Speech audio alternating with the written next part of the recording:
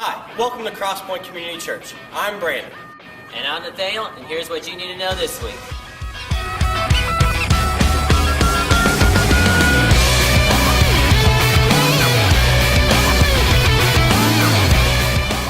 One of the unique things about Crosspoint is our focus. Our mission is too important to waste on side projects. So at Crosspoint we do very few things as a church. But whenever we do those things, we tend to do them extremely well. And we always make that primary focus of who are we changing. If you were wondering what those boxes were when you walked in, back there, that's TOM. It stands for Tithes, Offerings, and Missions. And this is how we take offering here at Crosspoint. So guess what, people? Crosspoint now has a blog site. Yeah, a blog site. Just simply go to crosspoint.wordpress.com, and here you can post your ideas about the new sermon series that Kevin is preaching on, or Kevin has posted certain books that he thinks are interesting, and it gives you the whole rundown on them, and just pretty much post your ideas about what you think about it. And this will help us to keep us informed with what you think. And you can also check out our Facebook page, facebook.com/crosspointonline. There, you can basically check out any new blog posts or just any sort of announcement. So check it out. The Bible says we'll find strength and encouragement by telling stories about how God has impacted our lives. So, if you have a story about God or the church has impacted your life, we'd love to hear it. Simply send your story to emailcrosspoint@gmail.com with the subject title, Amen. We use these stories to see how the church is affecting everybody's lives, and we like to show these stories to our volunteers to show them what kind of effect they're making.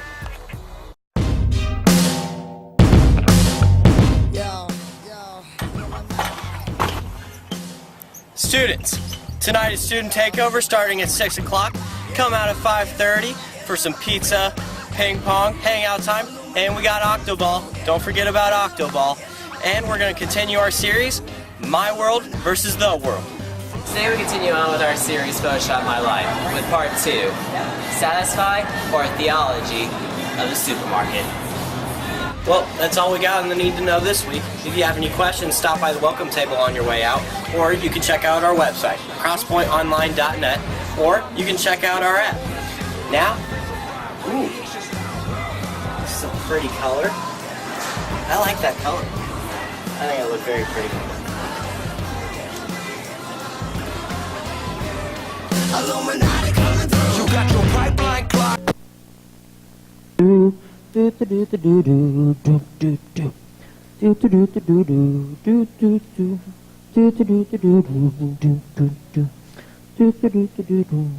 So, hey Nathan. Hey man. What are you doing? Well, I was looking over the series that we're doing right now, Yeah. and after my mishap last week, I realized it's not Photoshop, it's Photos Hop, which is really confusing because it's all one word. And so now I'm setting up a good old-fashioned Photos Hop for the church to take part in. I thought it was You know what? This is a Photos Hop, isn't it? Yes, it is. I'm gonna go ahead and do some photo hopping myself. We pretty want nice. any volunteers? Yeah. Does anyone want to photo hop with us? You know what I need? I need some music. Can we get some like real music going on here? Yeah, that's what I like. Oh yeah, who wants to photo hop with me? Yeah, he does. Well, you wanna photo? Come on, buddy. It's really easy. I'll teach it to you as we go. You just hop. Hey, just kind of like follow me. And don't hop on the magazine or the picture, because you'll probably die. Yep, it's not supposed to read. You're supposed to hop them. Hey, hop. That's good. Anybody else want to play with us? You want to play? Luke, you want to play? Come on. Yeah, I'm really interested to see how Kevin's going to tie this into the message.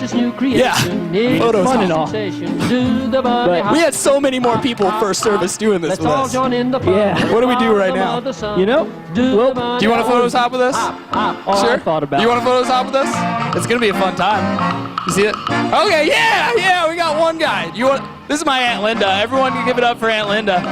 Do you want a photo hop with us, Aunt Linda? I know that in high school you were actually a photo hopper. You specialed in that. Oh, you're faster than me. Oh, no. Uh-oh. Okay. Someone please interrupt us. Yeah, woo, here for that. Okay. I think we need to put an end to this. This is not where we come to get exercise at church in the mornings. But, you know, some of you that were here a few weeks ago know when I got up here, you all got to do the wave. And so now this morning you're getting to do the bunny hop. So, you know, welcome to Crosspoint, where you never know what you're going to be doing first thing in the morning.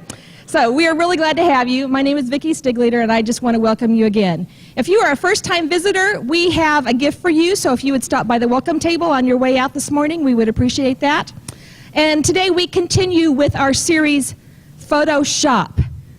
I'm really concerned about these two guys that they're in college and still can't quite come up with the right concept. So maybe next week. I don't know. We'll see what happens. At this time, if you would all stand and greet one another, we will prepare for worship.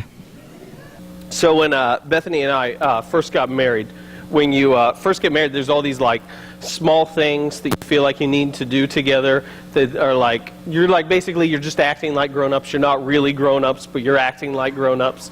And so we'd only been married for like 2 days. We had moved down to Maysville. We were in our house. And Bethany goes, we should go to the grocery store together. I was like, why would we do that? And she said, no, we should. And I don't know what like exactly picture she had in her mind. I think we were like holding hands, going down the aisles. Do you want white bread? I want white bread. And just kind of like, I don't know, love songs playing over the loudspeakers. That is not how it turned out.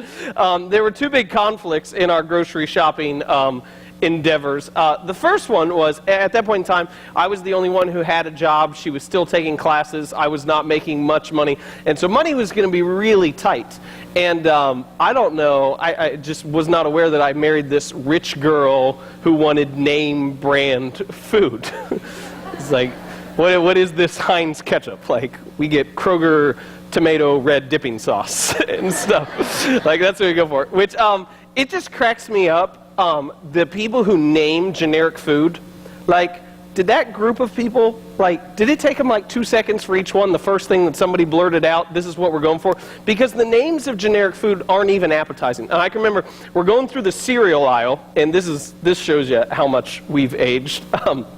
The cereal we were getting was Cinnamon Toast Crunch and Fruity Pebbles. I now eat Total every morning.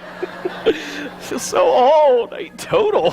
But we're getting Cinnamon Toast Crunch and Fruity Pebbles. So she's got like both of the name brand ones on the cart. And I'm like, we're not getting this. We don't have the money to get this. We're getting Kroger brand. And so I take the Cinnamon Toast Crunch back. And that one wasn't bad. It was like cinnamon toasted rolls or something along those lines. Like, that sounds okay. And I take the Fruity Pebbles back. And the generic name for Fruity Pebbles is Crisp and Fruity Rice. Like, what kid on earth looks at that and goes, yeah, crisp and fruity rice? That just sounds delicious. And so, like, seriously, the entire trip that we go through the supermarket, I'm literally just taking everything back and getting the Kroger version. Bethany's just glaring at me, and we fought the entire way. And then we get to the end of the trip. And I can remember when I was younger, when I go grocery shopping with my mom, which I hated. I absolutely hated doing. And then once I got to stay home and I was really big, then I never went grocery shopping again. But I always knew the shopping trip was almost done when you had weaved through almost all the aisles and you got to the last aisle. And it was like, that's it. We're almost finished. We're at the last aisle. There are no more aisles for us to go through. We're going home. And it's kind of the equivalent of like when you really have to go to the bathroom. Don't look at me judgmentally. You've had to go to the bathroom really bad. And you've held it for a really long time. And then you see the restroom. And you know your time is near, right? And so like from that point in time that you mentally tell yourself, it's time to go. Like, I don't just have to go in. It's okay to go. You only have a certain amount of time that you can hold it anymore. Otherwise, you're just going to be a mess. Literally. And it was kind of like that with me in the grocery store, that we had gotten to the last aisle, and I had held my frustration in for so long. And we got to the last aisle, and it was like, that's it, we're almost done. That's it. I mean, I don't have to hold my frustration in. We're almost done, and I'll be okay. We'll walk out, and I'll be fine. And And this is what I realized, and I'm sure it's because of the fact that I'm not trying to complain. I am complaining, but I'm not trying to complain. We hadn't gone grocery shopping. Bethany hadn't done a ton of grocery shopping. But whenever we got to the end of the trip, I realized that that was the point in time that we then began our running back and forth throughout the store to pick up all the stuff that we had missed.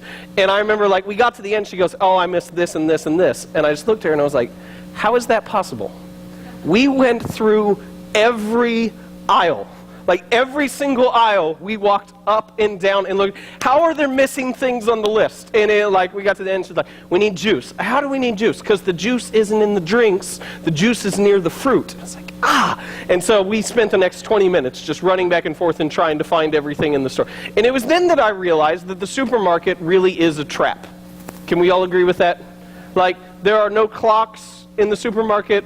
There are no TVs, there are no windows throughout it, no signs of the outside world. And I love how Jerry Seinfeld says it. He says, I watch people go into the supermarket and they walk in at the beginning and they're like, they've got their list, they're ready to go, they're checking their watch. I'm going to get in, I'm going to get out, I'm going to go home, I've got stuff to do. He goes, you see those same people an hour and a half later walking through the aisles.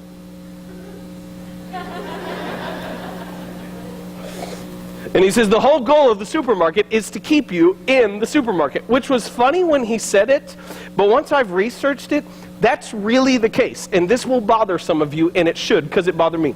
There's a study, a special field of supermarket psychologists, and they're called trolleyologists. Now, I think they're called that because, like in other countries, they call the cart the trolley.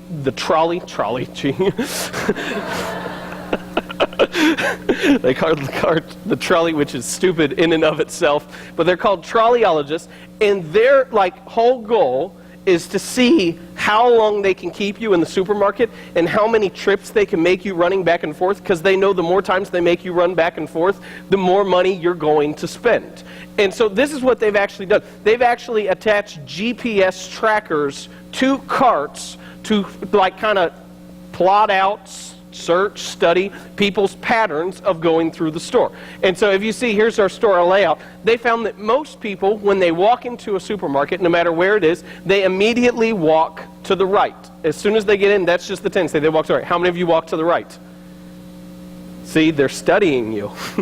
This is why in most supermarkets, the thing that everyone needs, the milk, is in the back left.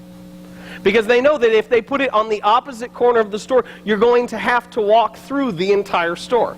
And so the interesting thing, as I was researching this and studying this, is that if you were going to, let's just say you're going to be awesome, man, wife, whatever, and you're going to cook a meal for your family. You're going to cook a nice, healthy meal for your family. What are you going to need? You're going to need vegetables, because vegetables are gross but healthy. You're going to need, see, I haven't grown up that much, total cereal, but vegetables are still gross. Vegetables, you're going to need bread, you're going to need meat, and you're going to need milk. You're going to need all those things, or some sort of dairy product, to have a healthy meal. Now, the supermarket people, they cannot put all these things on one side of the store. They couldn't say, okay, right side of the store is all this stuff that everyone always gets, and then left side of the store is where we'll put crisp and fruity rice and all those other processed things. It doesn't work like that. They put, you can see it up on the list, so I can have it right here. They put produce in the front right. They do your bread in the back right. They do your meat in the back middle, and they do your dairy in the back left. I want you to know how phenomenal that was, because I just did all that backwards and said it. I am so proud of myself right now. I didn't have to do this. So I'm pretty pumped up. So the idea is they take the healthiest stuff and they spread it throughout the store. So what is the healthiest for you is the least accessible. Now, if you just need a quick trip and you only have to get one thing, the quickest thing you could do is just go to the checkout. Because everyone, when they shop in the supermarket, eventually gets to the checkout. Now, you know this. The checkout is a mini store in and of itself. It's not just it's not like milk and dairy and stuff like that, but you have food choices, you have beverage choices, and you have reading material. I want to give you some of these. So this is not the land of 1 or 2% milk, dairy, bread, whatever, meat. This is the world of Snickers. Now, I want to give you some of the nutrition facts on Snickers. Now, this is how they get you. This is how they get you with all these. Is they tell you the serving size is half of this. who does that? Like, who opens the Snickers bar, is that hungry, eats half of it, and go, well, I guess I'm satisfied because it's a Snickers. It's peanuts. That's what helped me out. So you have to double all these. Calories for, so this is double. All right, calories is actually 440. I could do that fast math. I won't do the math on the other ones. 10 grams of fat, 20 grams of fat. Okay, good. Using the thinker. And then 4 grams of protein, so 8, which is, thank you, peanuts, for the 8 grams of protein. And then this is what cracks me up. This is, the website I believe is called sugarstacks.com. You can go here if you want to feel terrible about your eating choices. This is how much sugar is in a bar of Snickers. Isn't that crazy? That's so much. Okay, this is second service. Who wants Snickers? I've always wanted to do that. Great job. That's everybody. We're thrilled. That's exciting. See you in the back. Okay, all right. Our friend of the Snickers is the Skittles pack. Now, Skittles, if we can be clear, the serving size for Skittles is 1/3 of a pack. Have you ever tried to save Skittles? I mean, that does not work. There's no like easy reseal label, press it, and it locks it in. And this is fun. When I was younger, I would often try to save my Skittles because you get like the big pack, and it was just like so much. And so what I would do, and this is me being very, very stupid, is I would not try to like do the fancy roll the package and get a good go. I'd just take the pack and I'd put it in my pocket and I'd like just dump it all out. Because it was sweet, because then when you wanted Skittles, you didn't have to take the package out and unroll it. You could just eat there, and there's Skittles all over the place, and it was great. Now, that's not me being dumb. That was actually the smart part. The dumb part is I always forgot to empty my pockets of Skittles. And so when my clothes would go through the wash, my pockets would turn rainbow color. And so I would have to wear really long shorts, goodness gracious. I had to wear really long shirts because like I'd wear jeans or khaki pants or something like that, and they'd look great. And then I have like red and green and purple and blue and stuff like that pockets. So I was that kid. Skittles. Let's look at their nutrition information. So this is 1/3 of a pack. For 1/3 of a serving, 150 calories. Only 1.5 grams of fat, which isn't bad. No protein, which shouldn't shock us. And then this is how much sugar Skittles have. That's like, I don't see how that much sugar even fits in this thing. So I'm not going to throw the Skittles, because that didn't go well. And I want to eat them later. So now, if you have all that food, you will also need beverage choices, which is where you will pick up our good friend Mountain Dew. Now, this is the one that cracks me up on the serving size. They say that there are 2.5 servings in one of these. I have never seen anyone in my life take a 20-ounce bottle and go, well, I'm 8 ounces in. We'll save that for later.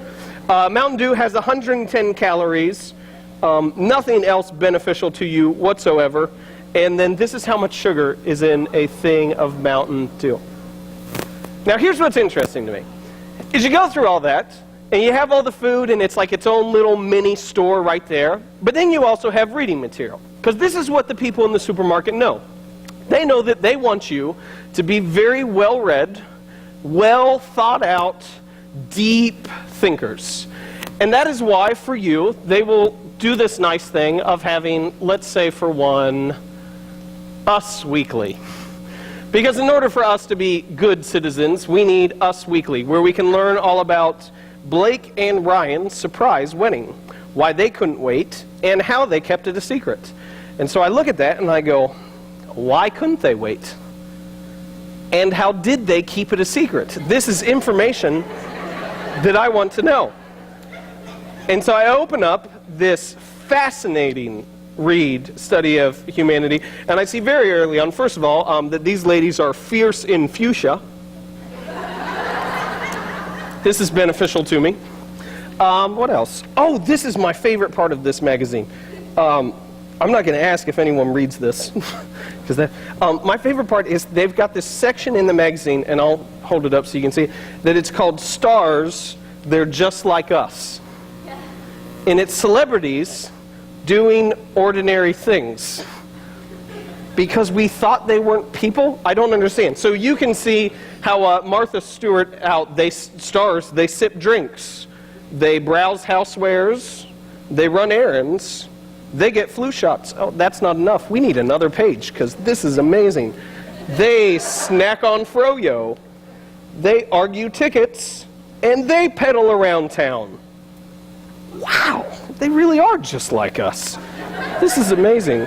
And I don't think there's anything else. And so you flip through that and you go, that's incredible, Kevin. I mean, that really is. That is deeply nourishing to my soul, to my spirit. I feel compelled as a person. It's the only problem is that there's only one. Like, I wish there were more so I could get more of this information. Well, I have good news for you. Is that in addition to Us Weekly, there is In Touch magazine as well, where you can learn all about Kourtney Kardashian's life without Scott, which was news to me. I don't know if this is common knowledge. I didn't know there was a Kourtney Kardashian. I knew there was a Kim, and I knew there was the older one who married Lamar Odom. Like, should I have known this? Did we know that there was a Kourtney Kardashian? Okay, apparently I'm up on that. So we open this one up, and this excites me because I don't think these ladies knew it when they woke up this morning, but apparently they're all in competition with each other because you have to figure out who wore it better. Charlize was sophisticated, while Kim, the one I knew, Kim, was less elegant. We go a little further. Blake and Ryan's wedding again. That's fantastic. Good for them. I wonder if they have the secrets. And then this is my favorite part. Can you see what it is? You have to guess the chest. Now it's men, it's not ladies, but you have to guess the chest. I got a 1, which I felt like was really easy. They have Simon Cowell in this group, and he's obviously the old dude who's kind of flabby. So no offense to Simon Cowell, but I got a 1 out of 5. There's even more. There is People magazine, which was the country special. I'm not a country music fan, and so this was literally the most boring thing I have ever read in my entire life. I will give this to someone who is a country music fan at the end. I want to show you how boring it is. At the end of the magazine, they've got this section that's called The Good Life, which is like these stars and what they do and their recipes and things like that. And so it's got this 2-page article from Trisha Yearwood on how you make his and hers deviled eggs. So it's the deviled eggs she makes for her and Garth Brooks, which, how much do we miss Garth Brooks? Like, Garth Brooks was great. I love that guy. I'm not even a country music fan, but I still love the Thunder Rolls.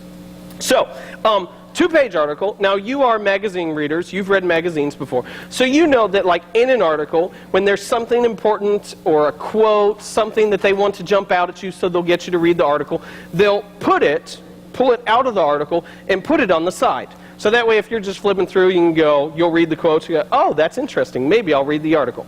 So this is a 2-page article, and I want to show you the one quote, the most important thing that they lifted out in this entire article. This is what you need to hear. Right here, big letters. Garth's not a big mayo fan, so when I make them, I make both kinds. It's great. I'm going to read the whole thing now, because now I know that Garth is not a big mayo fan. And I thought, wow, I actually didn't know that Garth wasn't a big mayo fan. We're not done. We've got more magazines up here. There is Cosmopolitan magazine, which has nothing that I can read you in church and keep my job.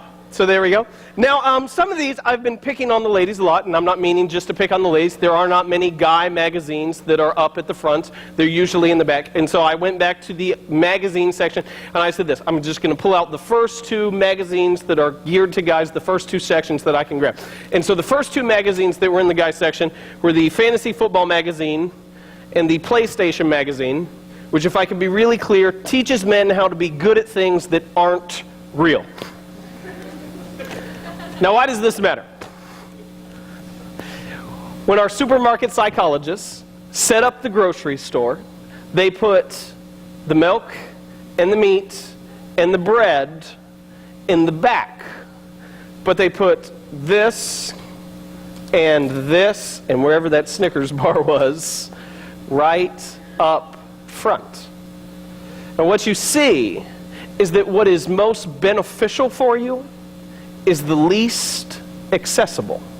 The things, when they set up the supermarket, that are the least accessible are the things that are the healthiest for you. If you're going to get them, you have to intentionally go there. Nobody stumbles into the milk aisle. It's stuck in the very, very back. And yet at the very front, next to these fine dietary choices, is this. Now, this is extremely important for us in the discussion that we're having now, because we're in the series of Photoshop My Life, where we're talking about our tendency, our desire to present a fake version of ourselves. That we over and over again, instead of saying this is who I am and being real, we present this inauthentic, ideal version of ourselves. And we saw last week how harmful that could be. That what happens is that when you do that, when you exaggerate, when you embellish, when you lead people to think this is who I am, when you're actually someone else, you're crippling your future. Because what happens is, instead of being able to look at your future and being completely open and feeling hope and feeling life and feeling excited, you feel exhausted. You feel tired because you have to live your life living it up to the standard of who everyone else already thinks you are. And so instead of going, oh, I can just do this, you got to go, well, they think I'm a perfect parent, so I've got to do everything a perfect parent would do. They think I've achieved this in life, so I have to keep doing this. And you're just catching yourself up. You're exhausting yourself trying to live up to everyone else's perceptions. So what does this being in the front of the store have to do with our tendency to present a fake version of ourselves? And that's what I want to look at today. If you have your Bible, open it up to Luke chapter 11. Luke chapter 11. And this is what Jesus is going to do. He's going to take the fact that what is the most beneficial is always the least accessible. What is the most accessible is always the least beneficial. And he's going to tie it to this idea of how we present the fake version of ourselves and why we keep doing that. And so this is Luke chapter 11, and this is how he starts. He says, no one lights a lamp, verse 33, for those of you who are in Luke 11, verse 33. No one lights a lamp and puts it in a place where it will be hidden, or under a bowl. Instead, he puts it on its stand so that those who come in may see the light. And we go, that's great, Jesus. Are you turning into a home decorator, like is the rest of the passage, and you want to put your couch in the corner, and your love seat in the back, and park your camel on the side, and don't put the lamp under the bowl? That just won't work. No. What you need to know here is that when he says no one lights a lamp, you are the lamp. He's saying those of you who follow Christ, those of you who claim to be a Christian, you're the lamp. Now what he says here should really bother us, is he says that no one lights a lamp and puts it in a place where no one will see it. No one lights a lamp and puts it under a bowl. Babies cry. Okay, come back. No one puts it in a spot where it's not going to give off any light. Here's what he's saying, and this is what you need to know. Some of you are lamps that are in darkness. Some of you are lamps that your light is completely hidden. You are meant to give off light. You are meant to spread hope in places of darkness. You're meant to go to spots that are in despair and to give light there. But he says some of you are lamps that are dark. He's not just speaking to their audience. He's speaking to us. Some of us claim to be lamps, but we're dark. This is why. Verse 34. You're going to like the first part, you're not going to like the second. He says, your eye is the lamp of your body. When your eyes are good, your whole body also is full of light. Now, I think sometimes we make this way too much of a metaphor. And I believe part of the metaphor is important, that we talk about what you focus on, what gets your attention.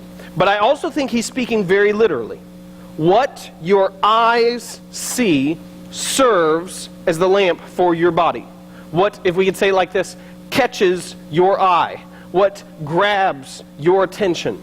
What you end up focusing on, what you end up dwelling on, serves as the lamp of your body. And so he says it very simply like this. This is not him being an optometrist. He's not like making you step up to the thing, E, F, L, Could you read the fourth line again? Oh, no, you need glasses. He says, no, what you're focused on, your eye is the lamp of your body. When your eyes are good, when your eyes are focused on what is good, your whole body also is full of light. But when they are bad, your body also is full of darkness. Now, this is what I don't want you to hear. I don't want you to hear that you're a sponge. Because I can remember when I was younger, we were at a VBS, and that's a speaker came up front, and he taught that thought that we're a sponge. And this is how he did it. He took a sponge, and he had this pail of dirty water, and he was great. He was so much fun. He's like, who wants to drink this water? I'm like, no, don't drink the water. He goes, do you want me to drink the water? No, please, don't drink the water. And he puts the sponge in the water, and he soaks it all up, and he goes, now what happens if I squeeze it? And I'm like, the water's dirty. So he squeezes it, and the dirty water runs down his arms. We're like, oh, so gross, dirty water. And then he comes over to the other one, and it's a thing of clean water, and he takes a sponge, and he puts it down in, and he's like, who wants to drink the water? I'm like, hey, drink the water.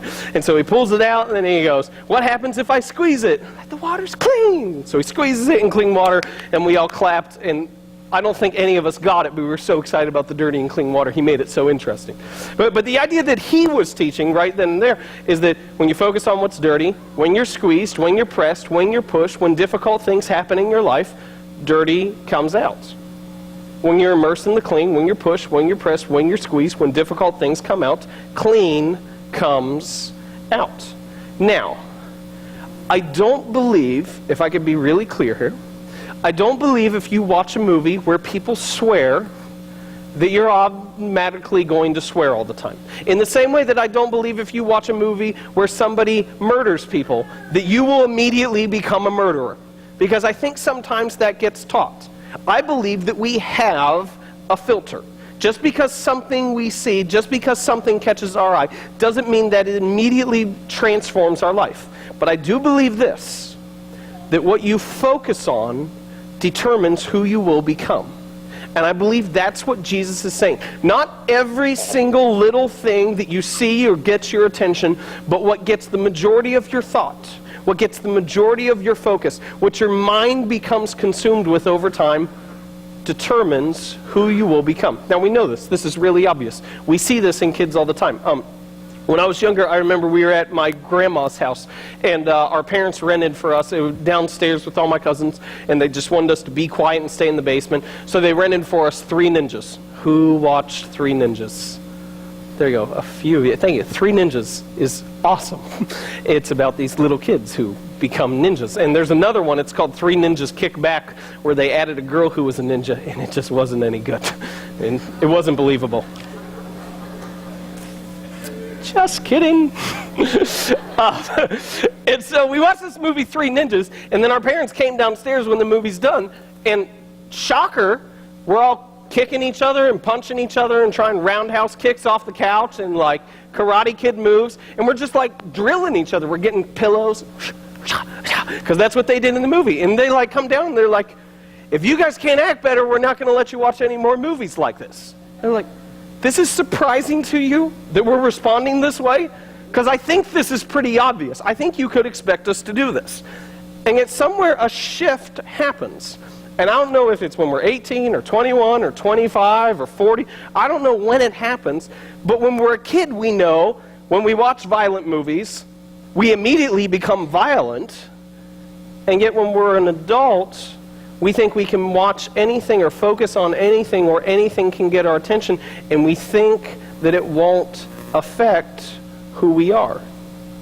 We think for some reason that it doesn't shape the person that we're becoming. And I believe what Jesus is saying here is not every single thing that you see, but that what you focus on determines who you become. Now I want to come back to that idea, but I want to read the rest of this first. He says this in 35, and this is a command that he gives us, and I want you to pay extra attention to verse 35. He says, see to it then that the light within you is not darkness. Therefore, if your whole body is full of light and no part of it dark, it will be completely lighted as when the light of a lamp shines on you. 35 again. See to it then that the light within you is not darkness. I want you to hear Jesus say that to you, because that's who he's talking to. He's saying, those of you who claim to be a lamp, those of you who claim to be a light, those of you who claim to be able to go into dark places and spread hope, he says, see to it that the light that you claim to have is not darkness. He says, where are your eyes? What are you fixed on? What's getting your attention? What are you focused on? And make sure the light that you claim that you have is not darkness. But I want to come back to the idea. What you focus on determines who you will become. It's interesting to me, because if we were to have a steady diet of this and this, we know what would happen to us physically. If all you ate or drank were these two things and the Snickers bar that's somewhere, you would know what would happen to your body. You would know that you would feel terrible. You would just feel absolutely awful all the time, and you wouldn't really be able to do anything because these are not nourishing to us. And yet the hilarious thing to me is, and not hilarious funny, hilarious ironic, is that we feed our minds this, and then we're shocked when we're depressed all the time, or we're sad, or we don't feel like we measure up. And it's so simple that we go, this, we know, is candy. Can be taken in small doses, but if this is your steady diet of nourishment, your body will fail. And yet they put this right next to it, and we don't make the parallel that this also is candy. This is what Paul says later on. The Apostle Paul writes this, and again, this is a command. This is not a suggestion. This is not an idea. He gives this command. It says, Philippians 4:8, finally, brothers, whatever is true, whatever is noble, whatever is right, whatever is pure, whatever is lovely, whatever is admirable, if anything is excellent or praiseworthy, think about such things. True, noble, right, pure, lovely, admirable, excellent, praiseworthy. Think about such things.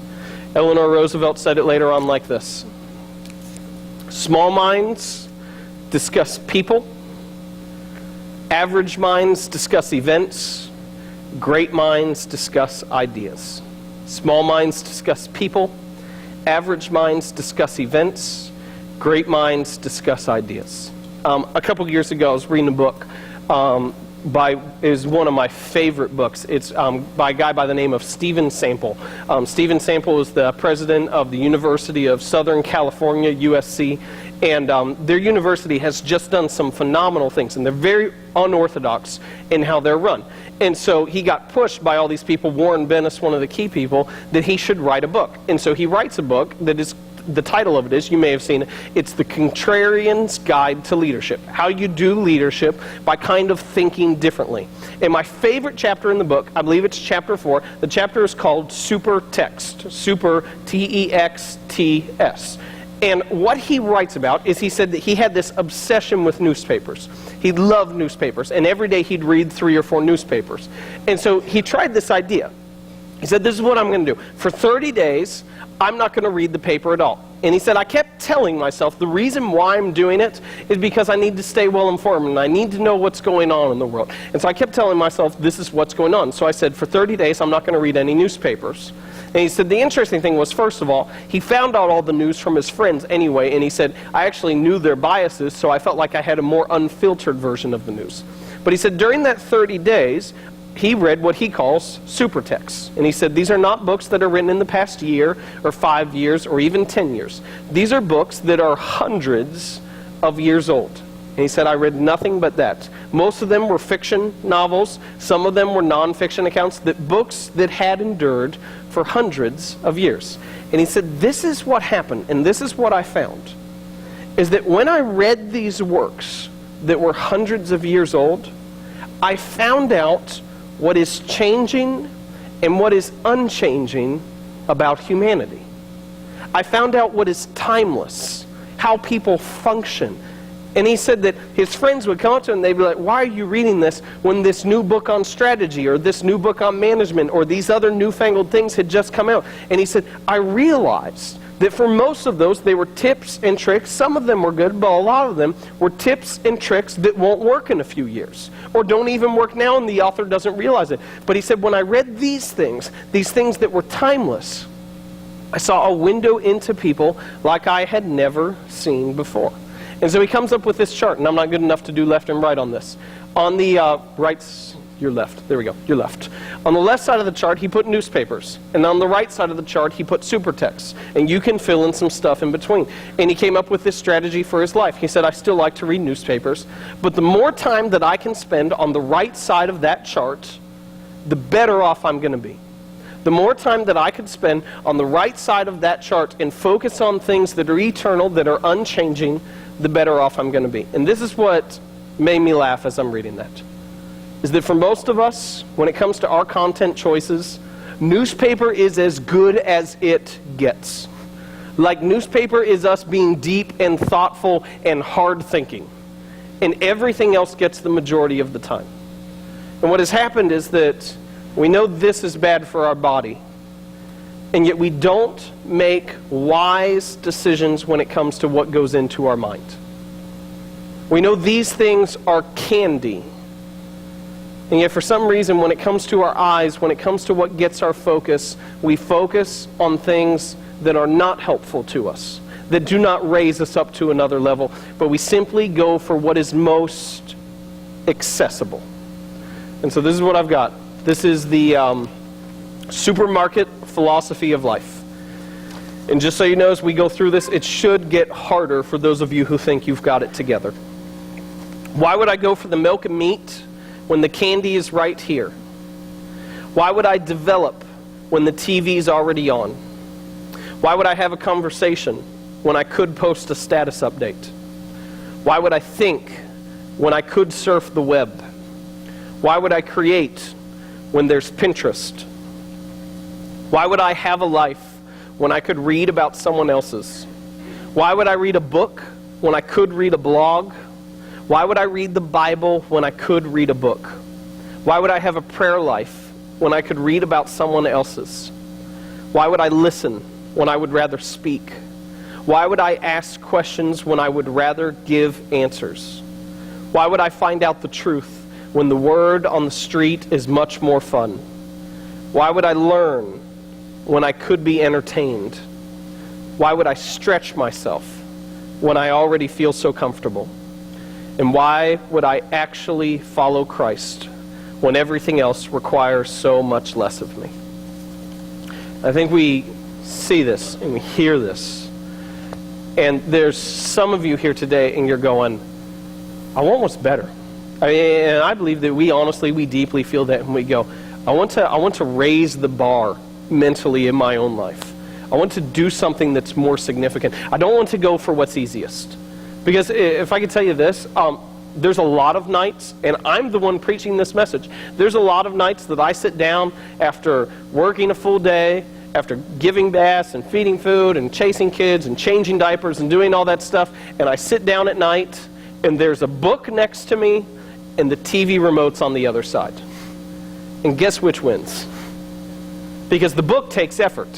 The TV remote, I can just put it on surf mode, and I don't even have to change the channel, that little effort. And so, I think as we go through this, there's some of us and we go, I want what's deeper. I do. But I think there's others of us and we go, I don't know if I'm that person. And I've seen this, and I've heard this over and over again. That we think like deep thoughts, great ideas are for other people who think that way.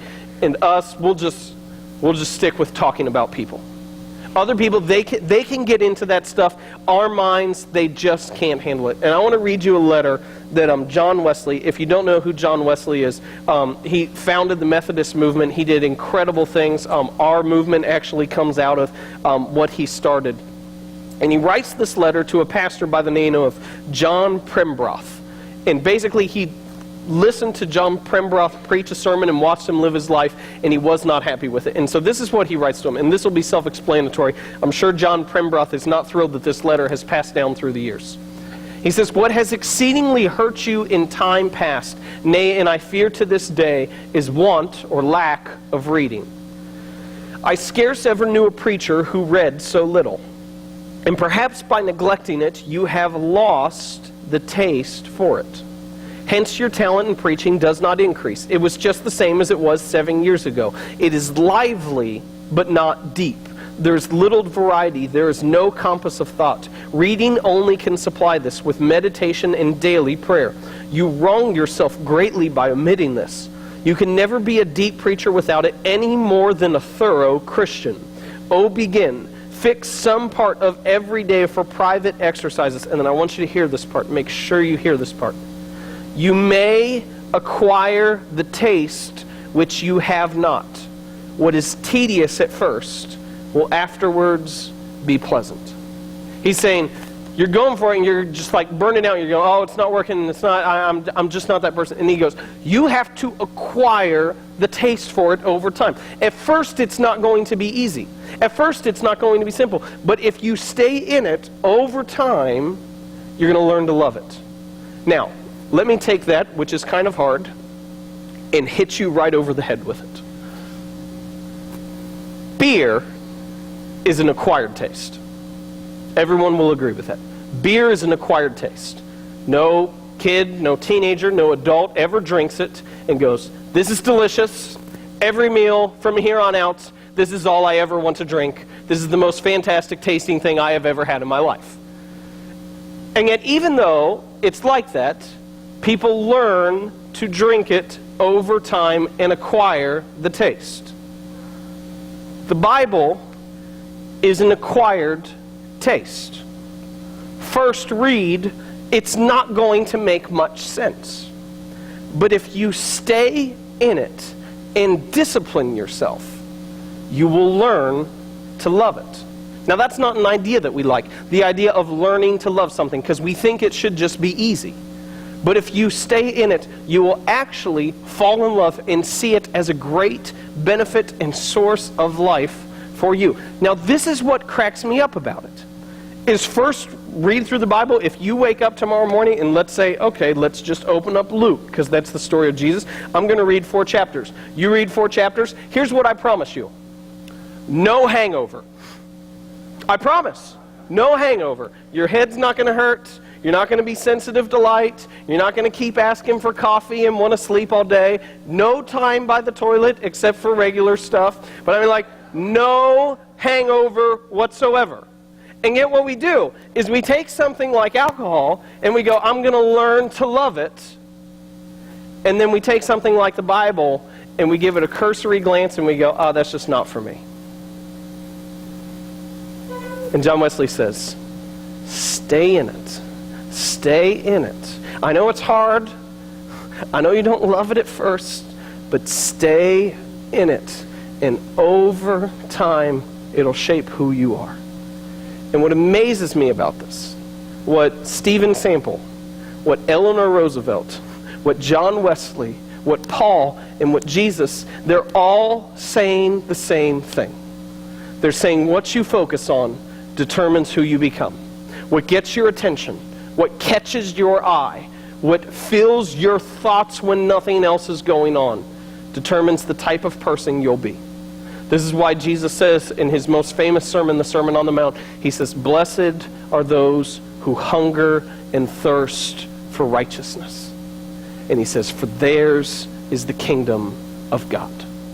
Blessed are those who hunger and thirst for righteousness, for theirs is the kingdom of God. And so I got to ask you, if your content choices, if what you fill your mind with, if what you focus on, if you never change it, who do you become in 10 years? What kind of person are you? Have you grown? Have you developed? Are you different? Let me ask it really, really pointedly and hard. Parents of young kids, Your kids don't need if your kids are 2, 3, 5, 7, they don't need your wisdom. They need boundaries. And that is not hard to set. But when they're teenagers and when they're young adults, they are going to need your wisdom. And if you fill your mind with stuff that does not grow and develop you, there will be no wisdom to share. And I think so often, we could just all take that at whatever spot we are in life. No matter where you are, if you're a teenager, if you're a young adult, if you're a senior adult. The fact is that somewhere along the way we get to the point in time where we go, I still need to eat healthy, but I'm going to feed my mind this and I'm going to act like everything's going to be okay. And I'll tell you, it won't. It won't be. You cannot pray for God to change your life and then sit in filth. Because I've got news for you, He's not going to do it. You cannot pray to God. I mean, you could try. You cannot pray, though, God, change me, shape this situation, do this, deliver me, and then constantly feed your mind and focus on things that are candy, because He's not going to do it, because He's already put that decision in your hands. And I think so often we spend time praying very wishful, hopeful prayers, but we don't have the discipline to actually shape who we're becoming. So remember, what you focus on determines who you become. Your eyes are the lamp of your body. And He says, do not, those of you who are the lamp, do not be darkness. Let me pray for you. Lord, my hope today, my plea, is that this does not come across preachy, that this does not come across just hard. But Lord, that we would hear this in such a way that we would feel this desire to become people who are better. And I know often that sounds anti-Bible or anti-gospel because we're saved and because you have perfected us in your sight. But at the same point in time, you also say that we should be the most caring, the most loving, the most compassionate, the most kind people there are out there. And Lord, I pray that we would gain an appetite for righteousness. That we would gain a hunger and a thirst for your word and for things that are greater. That we would not sit in what is just the most accessible, what is the easiest to grab, or what's right there. Lord, I pray specifically that we would turn off the TV and we would open a Bible.